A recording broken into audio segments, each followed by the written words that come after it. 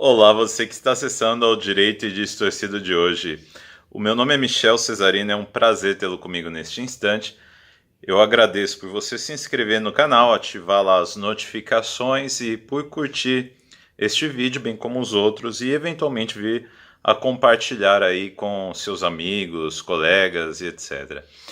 Gente, hoje eu gostaria de falar sobre algumas coisas aí que têm ocupado minhas reflexões. Bom, vamos lá.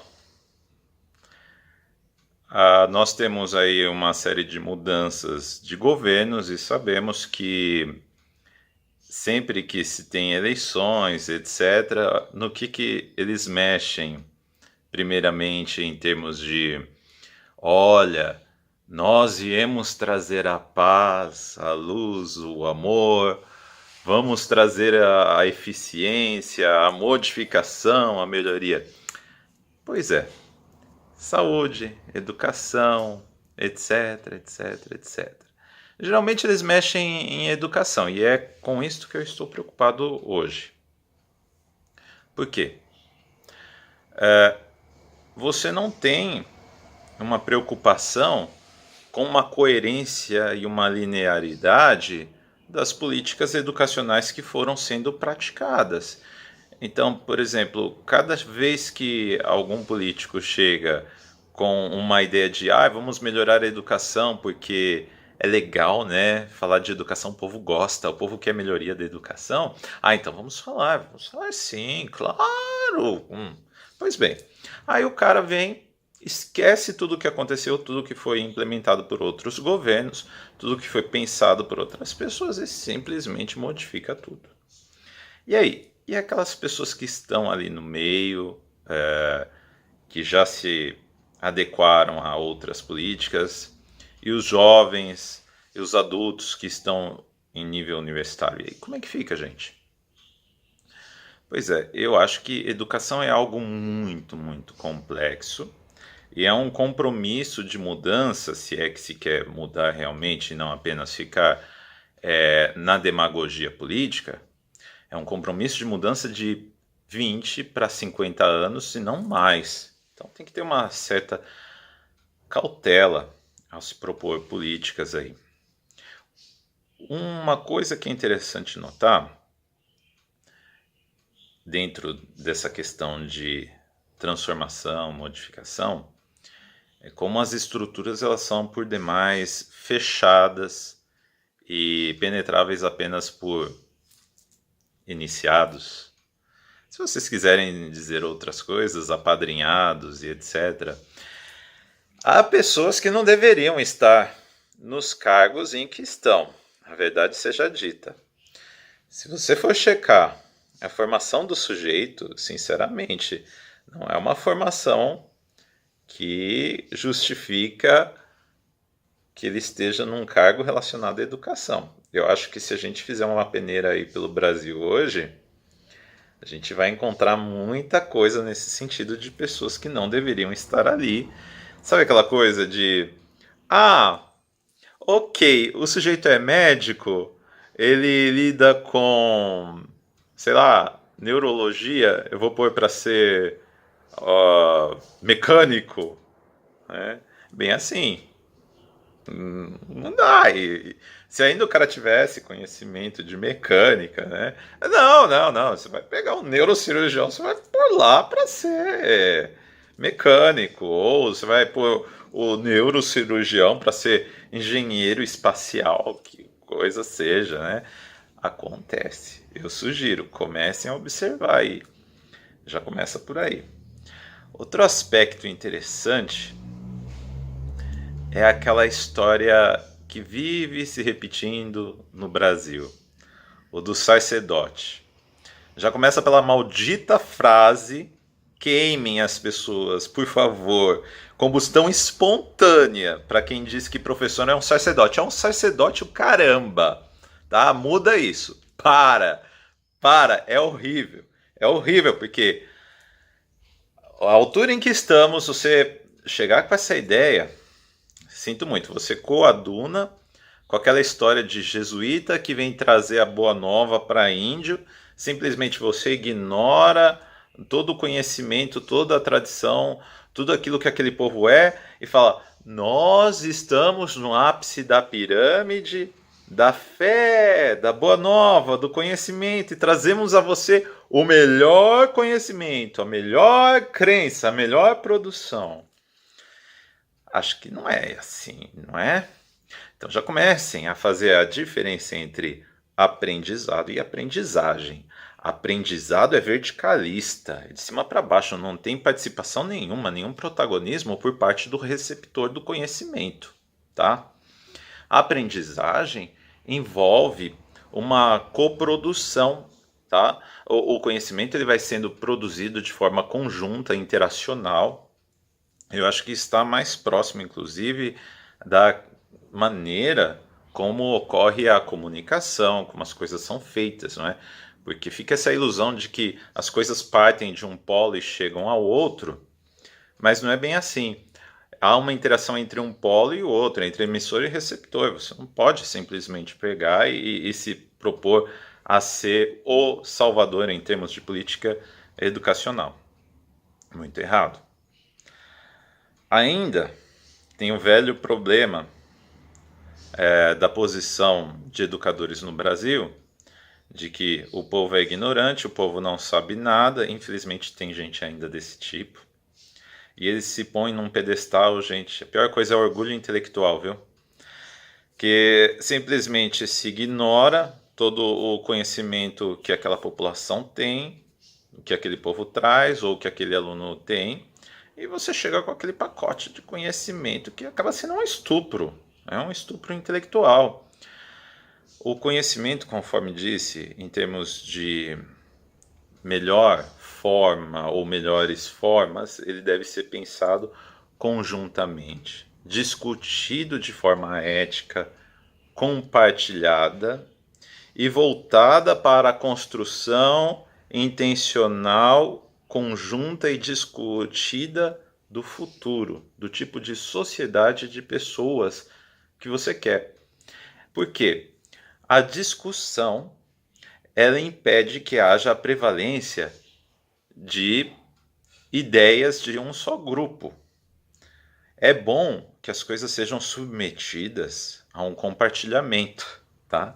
Então, novamente, aquela vocação ética, ou seja, da atividade do ethos, aquilo que ocorre no ethos. Por favor, entendam que ética pode ter vários significados, não é apenas aquele que está agora na ordem do dia de o fulano é um sujeito ético, o fulano é um sujeito absolutamente correto na forma de ser. Não. Ético também pode ser aquilo que diz respeito ao ethos, o sendo de uma sociedade, de um grupo de pessoas. Simplesmente, quando você chega no mundo, você não vem assim do nada. Você recebe o legado de uma tradição, você recebe o legado de uma língua ou de outras línguas, dependendo do tipo de comunidade linguística na qual você se insere. Você pode ser uma pessoa, por exemplo, o cara que nasce ali na Suíça, ele já nasce recebendo, sendo bombardeado, na verdade, por várias línguas, né? Então é normal, cara, já fala alemão, fala inglês, fala francês, fala romanche, etc, né? Enfim, eu acho interessante isso porque o aprendizado de língua, ele dá uma certa criatividade, uma plasticidade no cérebro em termos de neurolinguística que é muito interessante. Que ele obriga a pessoa a ser mais aberta, porque às vezes tem coisa que não existe naquela língua, aí quando você se depara com uma outra coisa que existe na outra língua, aquilo te faz ver o mundo de uma outra maneira que você não veria se estivesse apenas naquele setor daquela língua. Enfim, já outro elemento para ser pensado em termos de aprendizagem, tá? Então, a posição de arrogância intelectual de alguns membros políticos envolvidos com políticas educacionais é temerosa, é terrível, porque o sujeito simplesmente ele chega com um pacote de conhecimento tal como um colonizador intelectual, ignora tudo daquela pessoa, ignora todas as políticas anteriores e tenebroso isso, né, gente? Eu não acho interessante. Por isso, Tem que haver sim uma certa humildade para que se assuma uma política de alteridade, de pensar como é o outro. Não sou apenas eu, não é apenas a minha maneira de pensar, a minha forma de aprender e de apreender não é igual a da outra pessoa. Então, quando eu vou lidar com várias pessoas em termos de população, imagina, é uma coisa louca. O Brasil é um país continental. Não dá mais para ficar ali no nicho acadêmico e achar de forma idealizada que as coisas vão sair da academia de forma vertical e pronto, olha, é isso. Aí você não discute com ninguém do povo, não discute com ninguém nos estados, nas cidades. Errado, gente. O ideal é, qual é o tipo de conhecimento? O que devemos trabalhar? O que é interessante para as camadas populacionais? Há diferenças regionais? Há. Então você vai primar por um ensino relativo apenas à regionalidade? Ou você vai optar por um ensino que exija o mínimo de algo comum para toda a federação e depois possibilite uma certa expansão de áreas para cada região determinar o que vai adotar segundo a sua cultura, segundo o seu jeito? São várias perguntas que você pode fazer aí. Pessoalmente, acredito que a educação ela tem que ser federalizada, tá? Mas as coisas devem ser feitas conjuntas, conselhos de pessoas de vários estados e cidades.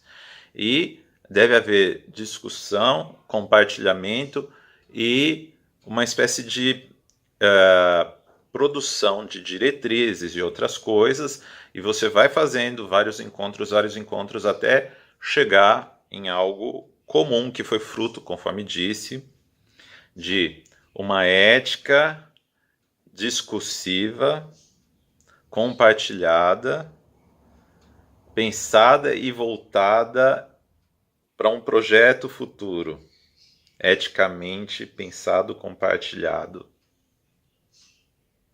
Enfim, que não é certo. É a mesma postura do pensamento colonizador, você chegar de forma impositiva. Então está na hora de ouvir o que as pessoas querem, como as pessoas querem ser vistas enquanto pessoas que vão ter seus filhos educados ou pessoas que vão frequentar ambientes de ensino, ok? E há que se pensar no seguinte: os tempos mudam, tá? É uma coisa que eu gosto muito de falar em termos de planejamento. Hoje, se você pega um filhote de elefante, coloca numa jaulinha pequena e simplesmente vai alimentando e esquece lá, vai ser um desastre, gente, não vai dar certo. E é isso que foi feito com o Brasil em termos de políticas. Você faz ali pequenas jaulinhas, coloca o animal lá dentro, ele cresce e aí você gera uma monstruosidade de comportamento do animal que ficou lá dentro, ou uma deformidade, etc. Eu gosto de dar o exemplo, sabe do quê? Daquele sapato que era usado na China, o flor de lótus, que era um sapato pequeno. Para você fazer com que uma mulher usasse aquilo, você tinha que enfaixar o pé dela desde criança, aí o pezinho ficava pequenininho, cheio de deformidades e etc. E aí? Aí finalmente cabia o sapato, só que o pé ficava horroroso, a mulher não podia correr para muito longe. Tem duas coisas que pouca gente sabe por que se usava esse tipo de sapato. Por quê? Porque a mulher não pode correr, andar muito longe, então ela já não pode se afastar da casa. Segundo, esse sapato, aliás, esse tipo de deformidade que era feito nos pés para usar esse sapato, ele fazia com que as mulheres empinassem mais os músculos da região da pelvis. Então, a ideia deles era, olha, ficava muito mais sedutor no ato sexual, ficava muito mais produtora, né? Se transformava numa mulher apta a gerar mais herdeiros. Então, gente, é aquelas historinhas, né? É belo, mas vai enxergar a funcionalidade que está ali por trás. É isso. que é complicado. Enfim, hoje o que eu diria em termos de como corrigir as coisas, vamos parar com orgulho intelectual quando tratamos de ensino. Temos que ter a ideia da aprendizagem, não do aprendizado, né, gente? Tá na hora. Tá na hora. Quando você vai ensinar, você tem que pensar como é que o sujeito pensa, como é que o sujeito vê o mundo, qual a relação do sujeito com este assunto. Entende? Senão você se transforma num jesuíta que chegou ali para passar o evangelho para os índios, né? Aí depois dá aquelas excrescências horrorosas, né? Que você pode recapitular aí na história. O sujeito que fala assim, olha, chegamos aqui no Brasil, eles não têm a letra F, R e L no idioma. Por isso não tem fé, nem lei, nem rei. Terrível. Se vocês pegam para estudar, por exemplo, Tupi-Guarani, é muito interessante, porque em certos textos ali de religiosos jesuítas, você vai perceber uma adaptação. Então, a inserção de palavras em português para ideias que não existiam por parte dos índios. Então, não tinha aquela ideia de mentira, não tinha diabo, né? Enfim, que é até interessante. Se eu não me engano, em Tupi, diabo é Anhangá, mas era um outro ser, tanto que tem Anhangabaú, parece que é Vale do Demônio, alguma coisa assim. Não sei, faz muito tempo já que parei de estudar Tupi-Guarani, mas acontece, né? Enfim. Gente, é isso. Eu acho que nós precisamos tomar cuidado com o orgulho intelectual. Ok, às vezes é muito difícil você chegar ali numa posição de, sei lá, eu sou o mestre do universo, a sumidade intelectual, ok, é difícil, você tem que penar muito, especialmente aqui no Brasil, não é tão fácil como em alguns países de repente talvez seja. Mas a gente não pode se esquecer do passado, que onde a gente foi criança, que onde a gente foi aprendendo, inserido numa comunidade linguística, que a gente teve coleguinha, que a gente teve dificuldade de aprender. É isso. Enfim, cabe ter um pouquinho de humildade intelectual. Grande abraço a todos e tenham um bom final de semana.